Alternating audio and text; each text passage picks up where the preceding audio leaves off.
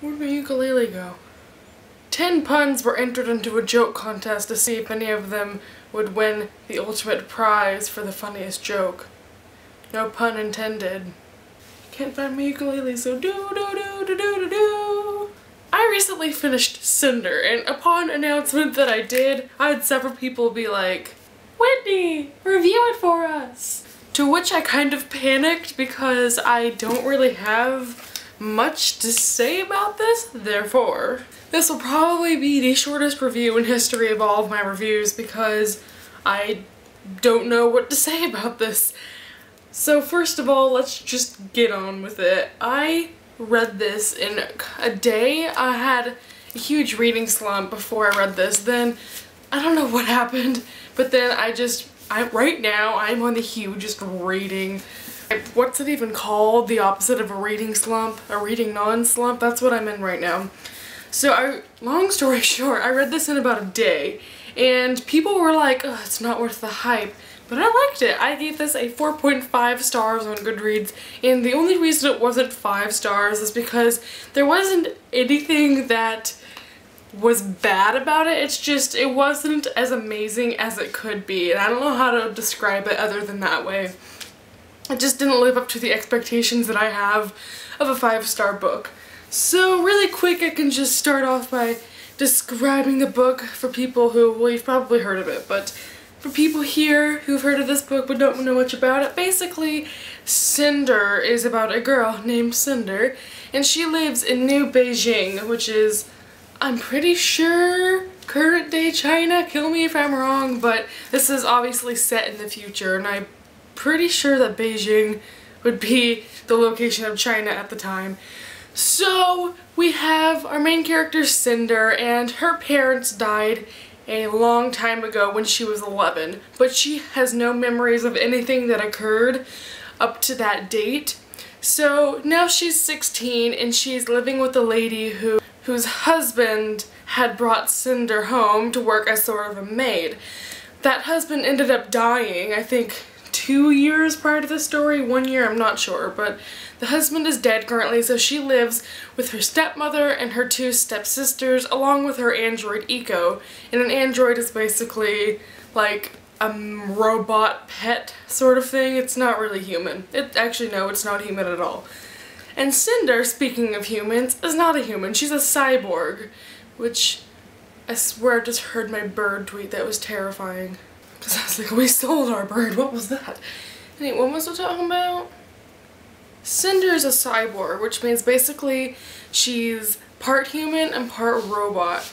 The part robot is just basically she has body parts that are robotic because she was in a hovercraft crash when she was little. That's how her parents died, and that's how her limbs got all haywire and had to be removed and replaced by mechanical parts.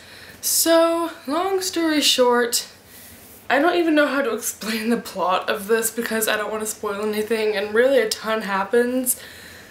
All in all, it's basically just her struggles being such a low status around her parents, finding out who she really is, finding self-worth in herself since she is a cyborg and people think that those species are just useless and stupid. So it's a really good story, but unfortunately I don't think I can fully review this without spoiling it, so if you haven't read it, I will see you next time. You should probably leave now. For those who stuck around right now to hear about my actual thoughts, I might just mention right now, either I'm getting really good at reading or this was extremely predictable. I knew that she was Princess, what's her name, Serena? I'm not sure. But I guessed that page 100. There's small signs, but really her name was Cinder and her parents died in a fire. Cinder, fire.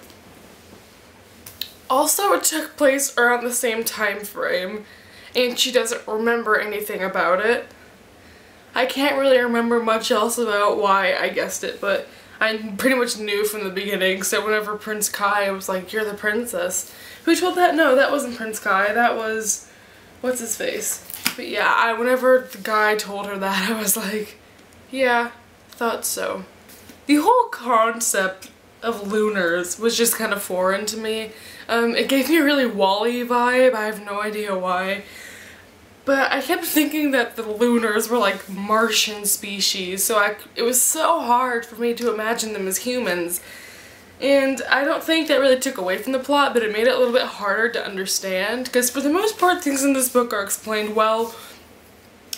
In the beginning we jump into the story like, hey, what's up? But then by page like 75 we're like, oh, okay, yeah, she's cool.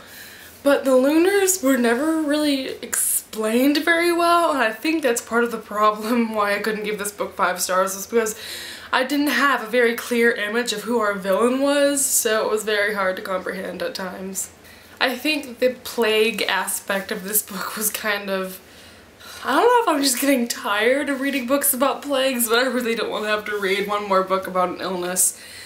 It's just so predictable. I mean, you're gonna find a cure, obviously, and why do we need to hear about this if we already know what's gonna happen? But I guess it was kind of unexpected that the lunars would provide a cure. I was expecting that was poison or something. It would just kill whomever it came in contact with. So I don't really know what to say about this book anymore. Literally the only thing I have to talk about is how predictable it was. All in all, I think it was entertaining. I liked it. It was okay. It was nice. It was okay. So I don't know. I do like it. I do. It's just a different world than most dystopians are, and it's not a bad thing. It's very different from Across the Universe. It's very different from The Adoration of Jenna Fox, so yeah, that's basically all I have to say. I can't think of anything else to talk about. I will see you next time then. Bye bye.